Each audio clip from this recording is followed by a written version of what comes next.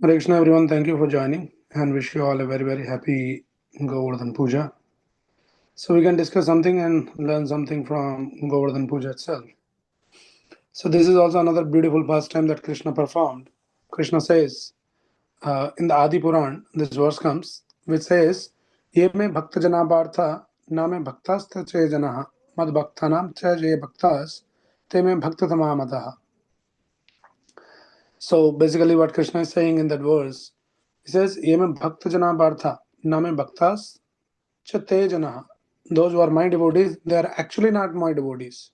Ye me bhakta jana bharta, those who are my bhaktas, na me bhaktas. Chate jana. They are not my devotees actually. Then who is your devotee, Krishna? Mad bhaktanam chaye bhaktas. Those who are devotees of my devotees, they me bhakta tamamata. They are my topmost devotees. So somebody if says that I am devotee of Krishna, he is not actually the devotee of Krishna, but Krishna says those who are devotees of my devotees, they're actually my real devotees. Right. So basically, what Krishna is saying, Krishna has this tendency to always glorify his devotees. Krishna loves to glorify devotees because Krishna, loves his devotees so much because the devotees are the one who takes all kinds of trouble, all kinds of hardships, all kinds of risks for Krishna's sake, out of love. So Krishna feels so indebted that look at my devotees, so much hardship they take. What can I do? Krishna says, to the gopis, he was saying that na pare hum, that I cannot repay back the debt. I feel so indebted that so much love, so much sacrifice that all the gopis you did for me, I don't know like how to repay it back. So like that, Krishna always wants to glorify his devotees. Right? But we see that how in the Bhagavad Gita also, Krishna could have finished this Kurukshetra war in just no time, but he wanted to give the credit to Arjuna. He wanted to make Arjuna as the man of the match. Arjuna came out as a hero. He fought valiantly and then he finished everything. Krishna wanted to glorify Arjuna. Hanuman in the Ramayana, you see, he's the hero. Lord Ramchandra, he's going, wandering, searching for his wife. The Lord is all knowing. He's omniscient. He's omnipotent. He knows everything. But he's not able to find where is my wife for the sake of the pastime. And then he engaged Hanuman in finding Sita. And in so many ways, you see that Hanumanji is such an hero in the Ramayana. So Lord Ramchandra wanted to glorify his devotee, Hanuman. Krishna wanted to glorify his devotee, Arjuna. We see in the Bhagavatam when all this Samudra Manthan Lila happens, right? So the first thing comes out from that churning of the ocean was the poison. Now, Lord, the Supreme Lord Vishnu also would have taken the poison easily, like he'll not be impacted by the poison. But he did not take the poison. Who took the poison? Lord Shiva. Vaishnavanam Yatha Shambhu. So Lord Shiva is the greatest Vaishnava, greatest devotee of Lord Krishna, Lord Vishnu. So he wanted to glorify, he wanted to give him the undying fame. And then Lord Shiva took the poison and he held that poison, halahal poison, into his neck. And he became famous forever, for eternity. He became famous as Nilkant. He wanted to glorify him. So this is what is Krishna's nature. Right. So, in the same way, why I'm bringing this is the context to what we are reading or what we are discussing today, the Govardhan Puja. So, why this Govardhan Lila happens was the reason that Krishna wanted to glorify this great devotee, Govardhan Parvat. Right. So, this Govardhan Parvat, there is a story behind that. What is this? Who is this Govardhan in the first place? So, Govardhan is the mountain, and he was the son of the Mount Drona mountain, and his son is Govardhan. So there was this great sage, Pulasya Rishi. So he was wandering and he was looking for a place where he can sit and do his meditation and his prayers and all of that. Right. So he went to Dronachal Parvat, and he says that, I'm looking for a space, and I think this Govardhan Hill is the best place for me. So then this Dronachal Parvat, he was not very happy to let Govardhan as his son to go away. But at the same time, he couldn't say no to this great sage Pulasya. So he says, why don't you ask this Govardhan itself? If he is okay to go with you, then I have nothing to say. So he goes to Govardhan and says that I want you, can you come along with me? So then Govardhan says, yes, I can come, but there is a condition. Condition is when you take me, you decide that where you want to keep me. Once you keep anywhere, then I'll just not move from there. So you decide before you start your journey to take me. He says, okay, no problem, I'll take you. And so he lifted this Pulasya. He was a very powerful sage. He lifted this Govardhan hill and he was just flying with the Govardhan hill like that. And suddenly, by some Krishna's arrangement, some Yog Maya Shakti, the sage felt a strong urge to attend nature's call. And then in that moment, because of the urge, he forgot, and then he has to attend the nature's call. So he kept on this Govardhan Parvat on the way and went to attend the call. And then he came back. He said, "Okay, let's go now." Then Govardhan Hill actually reminded him that, remember the condition that if you keep me down, I'm not gonna move even an inch. Then this Pulasya Rishi has to leave that Govardhan mountain there. And that place was this Brajmandal Kshetra, where today the current Govardhan hill is there. So it was all Krishna's arrangement, and it was very huge, very big mountain. And then this Pulasya Rishi was not very happy with this kind of condition. Uh, he got a little upset and then angry, and then he cursed that you're becoming so adamant that you don't come with me. I curse you that every day you will be reduced an inch in your size. So because of that curse, and this Govardhan hill was very tall mountain, some thousands of miles tall. And because of that curse, every day it is just reducing by an inch in size. And that was also Krishna's arrangement. So that later when Krishna came, so then by the time it was the right size for Krishna to make that place as his, playground. So Krishna was playing with his friends and all the coward boys and everyone there. So this is a little pastime about this Govardhan, that how this Govardhan hill in the first place came to Brajmandal Parikrama. Now this Govardhan is a great devotee. Actually, there is a story even in the spiritual world that what is this Govardhan in the first place. So it is said that one time, when Radharani and Krishna in the Golok Vrindavan, they're talking that we need some special place.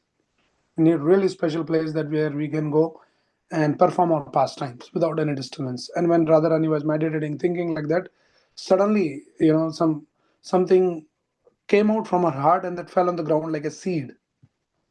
And that seed in no time it started growing and became bigger and bigger and bigger, like become like a mountain. So Govardhan is nothing but it is the love of Srimati Radharani in her heart. It came in the form of Govardhan hill to serve Radha Krishna for their pastimes. And then, these are all kind of pastimes. And later, this Govardhan became the son of Drona, and then finally it landed to the Brajmandal Parikrama. So this is the pastime of this Govardhan hill. This is what is the Govardhan hill. So as we understand here, that it's a great devotee of Lord Krishna, Radha Krishna. It has been glorified uh, in the Srimad Bhagavatam, Govardhan as Haridas Varya. Varya means the top, the topmost. So the Govardhan is, who is Govardhan? Is Hari Das Varya. Among all the devotees, all the servants, Das, the Hari Das, it is a Varya. It is the topmost devotee, one of the topmost devotee. So Govardhan hill is that. Right. So like that. So this is what is the Govardhan, and then Krishna performed this pastime of Govardhan, lifting the mountain. There's various reasons and different aspects of this pastime that why Krishna did this pastime. One of the reason was that Krishna, ye yatha mam prapadyante tam stam bhajamyaham. Krishna says in Bhagavad Gita 4.11 that to the degree one surrenders to me, I reciprocate accordingly. So you see, these Brajavasis, their love for Krishna was so much that they wanted practically Krishna has to be there 24 bar 7 with us. So Krishna would go out, for grazing the cows the whole day, and these people, they all the gopas and gopis, they keep feeling the separation from Krishna. That when Krishna will come back, when Krishna will come back, uh, So that is the kind of their attraction towards Krishna. They want 24 bar 7. But how it is possible? How Krishna even comes back from his grazing ground? Still he has to go to his home and then he will be with Yashoda Mai. But what about others? They also have the desire. that Krishna should be with us.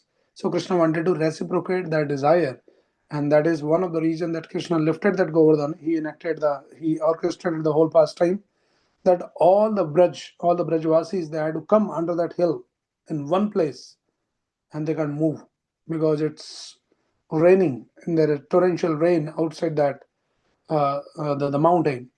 So they were under the Govardhan hill, and Krishna is in the center, and everybody just looking at Krishna constantly, 24 by 7 for next 7 days. And it is very interesting that next 7 days they did not feel any hunger, any thirst, or any other thing, any other urge. Right? They're so absorbed, they're so enchanted, looking at Krishna. They forget all their thirst, their hunger, and everything. So Krishna's reciprocation, for the desire that you should be with us all the 7 days, like that. So that is one of the reason, and like that, there's many different reasons. It's a very elaborate pastime. I will see that if we can discuss more in detail. But yeah, and we can learn with a lot of life lessons from this pastime. Another important thing that Krishna wanted to teach from this particular pastime was, as Krishna says, Sarv Dharman Paritaja Mam Ekam Sharanam Raja, that surrender exclusively unto me. And this is the conclusive message of Bhagavad Gita. Krishna doesn't want that just a little bit there, 5% there, 5% here, some percentage to me also. Don't have that distracted, divided surrender. Krishna want exclusive surrender. Mam Ekam Sharanam Raja. Right? So Krishna says all this, there's no need. If you come to my shelter, I am to am sarpapyabhyo mokshashami masuja. I'll take care of everything. You don't have to worry about anything. You doesn't need to go anywhere to anyone. You just come and surrender unto me. Right? So Krishna wanted to establish there that there's no need to worship any demigod. So there was a tradition in the Vrindavan in Braj that they used to worship. They used to do this Indra Puja, because they all belong to the cowherd community, the farmers community. So they're dependent so much on the rain. So there is a tradition that they used to worship the Indra Devata. And there's nothing wrong in doing that. But then Krishna wants to establish some higher principle. Uh, it is not like there's something wrong in worshipping the demigods, but if Krishna is there, then there's no need. So Krishna enacted that pastime, like innocently, like a child, and he was asking to his father that why do you worship? Is there any meaning to that? Is there any impact of that, or you are just doing like a ritual? You are doing like kind of a, just like that, without even understanding, knowing the spirit, like that. So Krishna was asking, and then Ananda Maharaj was explaining that why we need this and all that. And Krishna was giving some arguments there. And somehow, though he was a small child, not very mature at that stage, in that pastime particularly, Lord is always mature. Lord always knows everything. But in that particular pastime, small child, he was giving his reasons. And interestingly, he convinced Nanda Maharaj to stop Indra worship by his arguments. And Nanda says, okay, no problem, then let us do the Govardhan. And then Krishna suggested that rather, we worship this Govardhan hill because we get benefited more from this Govardhan hill. Our cows, they go and they graze there and give us a lot of minerals. So much we receive from this Govardhan. We should express our gratitude by worshipping Govardhan and then the Indra. And like that he convinced, and they just switch Indra worship to Govardhan worship. So there's multiple reasons. One reason that, as we discussed, that Krishna wanted to glorify this great devotee Govardhan hill. Krishna wanted to establish the principle there's no need to worship anybody else. There's no demigod worship is needed. You just surrender unto me, I'll take care of everything. At the same time, Krishna wanted to teach some lesson to Indra Devata also, that he was getting a little puffed up. It happens. And this is the nature of the power. The power is so intoxicating when people get the power. Sometimes they just go so blind by the power. So that was the case with Indra, that particular case. So Krishna wanted to teach him a lesson like that. So these are the kind of different reasons we can dig down a little more. So this is what. So maybe we'll discuss more. For today, I think we'll just keep it very short, and we'll stop here. Anybody's any quick question or any comment?